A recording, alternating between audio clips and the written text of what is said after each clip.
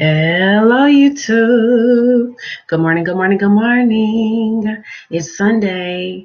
It is 5:31, 2020, and it is 11:25 a.m. I'm going to go ahead and go live. Um,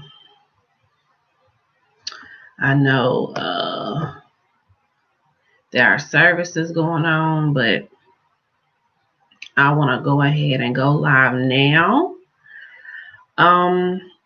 Great, good, and excellent. Let's go ahead.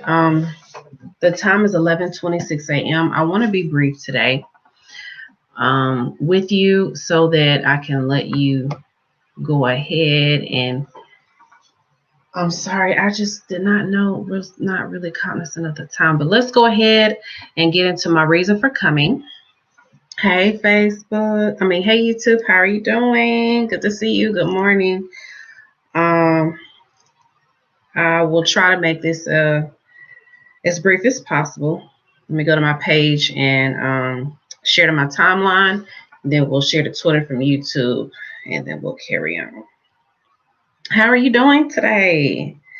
Thank you for responding back to me in the comments. I do see it and try to make sure I do follow up with you just to tell you thank you so much for interacting with me. Letting me know you're there and your thoughts concerning the videos. Let me do I'll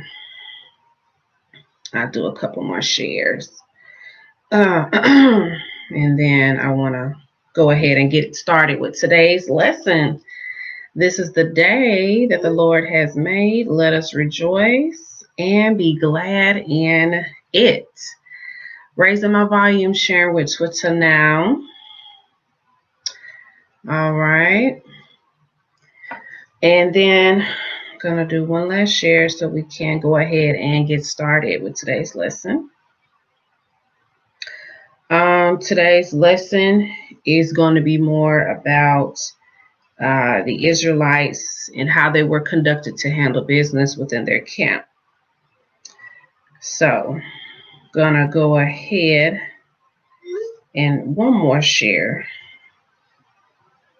to my mother.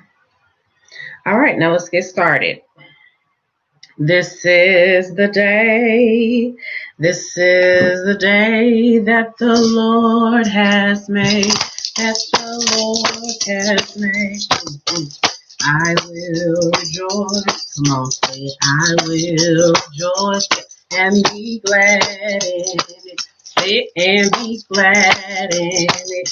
Oh, this is the day that the Lord has made.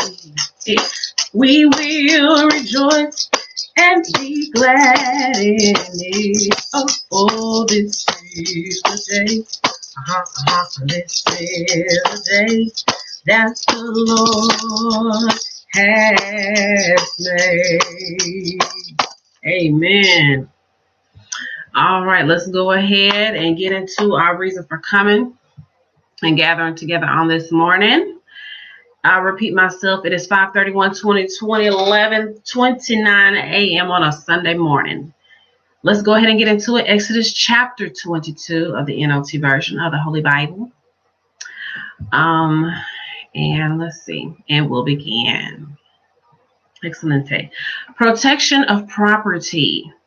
If someone steals an ox or a sheep and then kills it or sells it, the thief must pay back 5 oxen for each one that he stole, and 4 sheep for each sheep that he has stolen. If the thief is caught in the act of breaking into a house and is struck and killed in the process, the person who killed the thief isn't guilty of the murder. But if it happens during the daylight, the one who killed the thief is guilty of that murder. A thief who is caught must pay in full for everything he has stolen.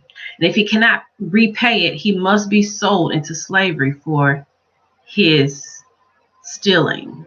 If someone steals ox, or a donkey, or a sheep, and it is found in that thief's possession, then that thief must pay double the value of the stolen animal. So here we see where the Hebrew slaves come from. If an animal is grazing in a field or vineyard and the owner lets it stray into someone else's field to graze, then the animal's owner must pay compensation from the best of his own grain or crop. So he's like repaying what that livestock or animal took from the his neighbor.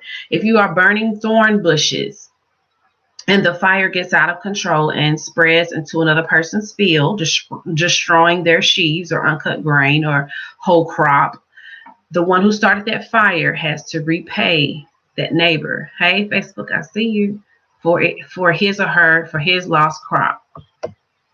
Now, suppose someone leaves money or goods with a neighbor for safekeeping. Hey, will you hold this for me? Will you hold this till I get back? And thank you. And they are stolen from the neighbor's house. If the thief is caught, then the compensation is double for the value of what was taken. But if the thief is not caught, then the neighbor must be tried. He will appear before God, and God will determine if that neighbor did indeed steal the neighbor's property. So suppose there's a dispute between two people who both claim to own an ox, a donkey, a sheep, or some clothes, or any property that has been lost. So both of these parties will come before the Lord their God. And the person whom God himself declares guilty must pay double compensation to the other. So we're seeing double compensation for lost or stolen goods. Amen. Thank you for watching. Now, suppose someone leaves a donkey, ox, sheep, or any other animal with his or her neighbor for safekeeping, but it dies or is injured or is taken away. So it dies or gets hurt or stolen, and no one sees what has happened, then the neighbor must then take an oath in the presence of the Lord. And if the Lord confirms that the neighbor did not steal anything, the owner must accept the verdict. No payment required. It's all good. But if the animal was stolen, the guilty person must pay compensation to the owner who lost the animal. Okay. If it was torn into pieces, whereby from another wild animal, then the remains of the carcass must be shown as evidence, and no compensation will be required. Hey, Facebook. If someone borrows an animal from a neighbor and it is injured or dies when the owner is absent, the person who borrowed it must pay full compensation. So it died. The animal that you borrowed died as the owner was away. It was in your care. You must pay back that owner for his said property. But if the owner was present, no compensation is required, because that owner is then said to have been to look after his or her own property. And no compensation is required if the animal was rented, for this loss is covered by a rental fee. So when you rent out, when they rented out these animals, there was a liability fee should have been included in the rental fee, which will cover any said loss. So now that we've talked about that, we want to talk about social responsibility of the Israelites. Social responsibility. So if a man seduces a virgin who is not engaged to anyone and has sex with her, then he's got to pay the customary bride price and marry her. But if her father refuses to let him marry her, the man must still pay the equal amount to the bride price of a virgin. So when I read this, I saw that, hey, sexual sin, you committed an act of sex which happens in marriage. So as if you were married, you're going to marry her, or if not, you're still going to pay me my bride price either way, as if she was going to be to you. Meaning I, as her father, am not going to allow her to go to you to marry, but you still got to pay me for what you did, as if she was your bride. You must not allow a sorceress to live, says the word Lord our God. This is Old Testament, how they handle things within the camp. Anyone who has sexual relations with an animal must certainly be put to death even as we see today. We'll talk about that at the end. Anyone who sacrifices to any other god than the Lord must be destroyed. Again, Old Testament. You must not mistreat or oppress foreigners in any way. Amen. Remember, you yourselves were once foreigners in the land of Egypt. Remember when the Israelites were captured by the Egyptians, or excuse me, not captured, but forced into slavery. You must not exploit a widow or an orphan. A widow, someone who has lost their husband or wife, or someone who doesn't have parents. If you exploit them in any way and they cry out to me, then I will certainly hear their cry. We're going to look up the word exploit. My anger will blaze against you, and I will kill you with a sword. Then your wives will be widows, and your children will be fatherless. So that's the eye for an eye, tooth for tooth, Old Testament. If you lend money to any of my people who are in need, don't charge them interest as a money lender would. If you take a neighbor's cloak or his coat or whatever as security for a loan, meaning I know you'll come back because I know you're going to be cold tonight. You want your pay. I want my pay. You must return it before sunset, he says. Don't do this. This coat may be the only blanket your neighbor has. How can a person sleep without it? If you do not return it and your neighbor cries out to me for help, then I'm going to hear his cry and I'm going to be merciful unto him. That means God is going to be looking furiously in anger at the one who kept the man blanket for him and had him crying out at night. And that just goes to show the humanity of like how God, we have not a high priest who cannot be touched with the feelings of our infirmities. So the Lord will hear the cry and feel sorry for him. You got the man crying to me at night because you wouldn't give him his own coat back. Oh, wow. You got him bothering me at night about it? God don't sleep or slumber, but the fact that the person had to cry out for their own coat when they said they're going to pay you back anyway. You must not dishonor God or curse any of your rulers.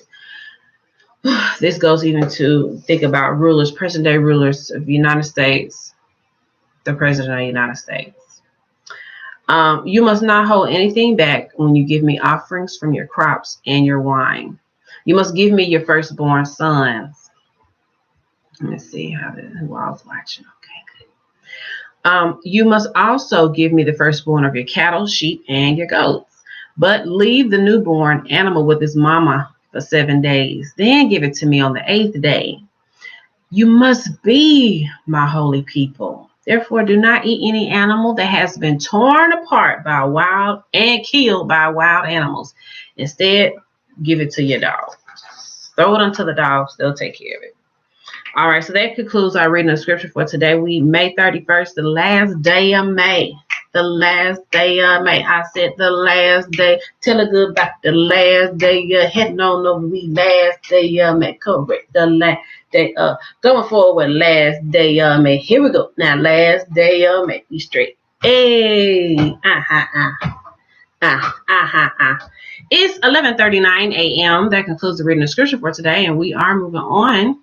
Hey, Facebook, into our commentating and summarizing to my favorite part of the whole lesson, because now we get to do our come aways, what we got out of the scripture reading for today.